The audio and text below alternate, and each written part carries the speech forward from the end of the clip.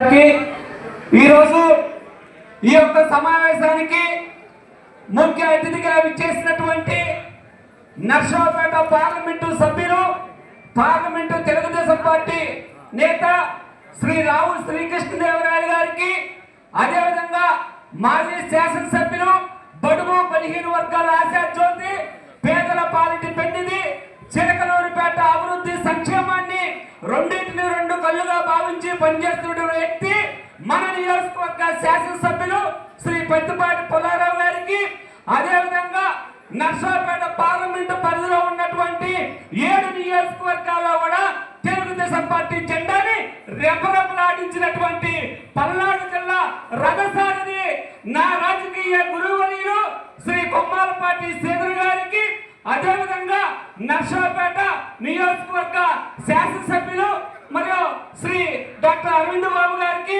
అదేవిధంగా రాష్ట్ర corporation chairman Shri మాణిక్య వరప్రసాద్ గారికి, వేదిక మీద వివిధ హోదాలో ఉన్నటువంటి నాయకులు అందరికీ, ఈ యొక్క సమావేశానికి ఇచ్చేసినటువంటి తెలుగుదేశం పార్టీ కుటుంబ సభ్యులందరూ కూడా పేరు పేరున ధన్యవాదాలు తెలియజేస్తున్నాను.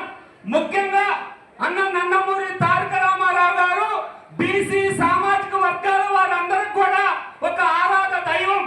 ఎందుకంటే తెలుగుదేశం పార్టీని స్థాపించిన తర్వాత మొట్టమొదటిసారిగా స్థానిక సంస్థల్లో పోటీ చేయడానికి 20% రిజర్వేషన్ కల్పించి సర్పంచ్, జెడ్పీటీసీ, ఎంపీటీసీ వివిధ రాజ్యాంగబద్ధమైనటువంటి పదవుల్లో కూర్చోబెట్టినటువంటి ఏకైక వ్యక్తి ఎవరైనా ఉన్నారంటే అది అన్న నందమూరి తారక రామారావు గారని కూడా ఈ సభాముఖంగా తెలియజేస్తున్నాను.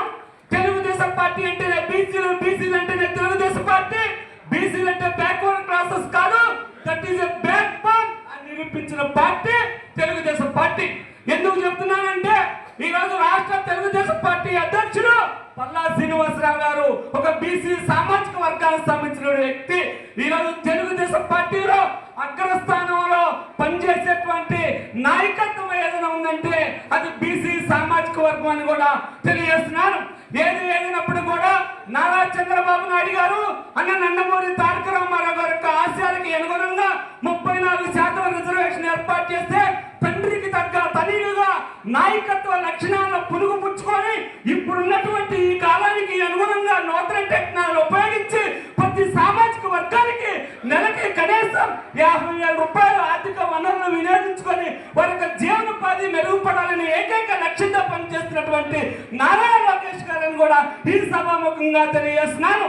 చిలకలూరిపేట నియోజకవర్గంలో ఉన్నటువంటి వివిధ సామాజిక వర్గ ప్రజల యొక్క మనోభావాలను పరిగణలోకి తీసుకొని మరియు 175 నియోజకవర్గాల్లో ఏ నియోజకవర్గంలో జరిగిన విధంగా మంత్రివర్యులుగా ఉన్నప్పుడు అభివృద్ధి సంక్షేమ పరంగా సుమారు 4,200 కోట్ల రూపాయలు కేటాయించినటువంటి ఏకైక వ్యక్తి శ్రీ పెద్దపాటి పుల్లారావు గారిని కూడా ఈ సభాముఖంగా తెలియజేస్తున్నాను.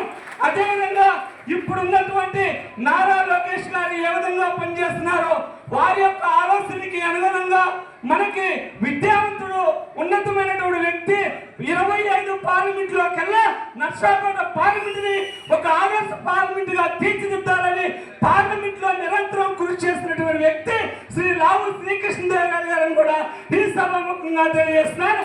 ఏదైనప్పటికీ తెలుగుదేశం పార్టీ అంటేనే డాక్టర్ బిఆర్ అంబేద్కర్ యొక్క ఆశయాలకి అనుగుణంగా, బాబు జగజ్జీవన్ గారి యొక్క ఆశయాలకి అనుగుణంగా, మహాత్మా జ్యోతిరావు పూలే గారి యొక్క ఆశయాలకు అనుగుణంగా పనిచేసే పార్టీ తెలుగుదేశం పార్టీ.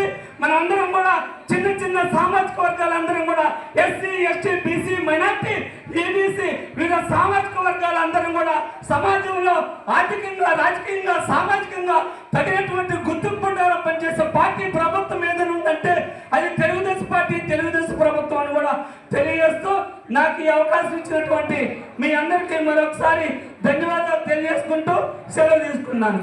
వర్ధిల్లాలి తెలుగుదేశం పార్టీ. జోహార్ ఎన్టీఆర్.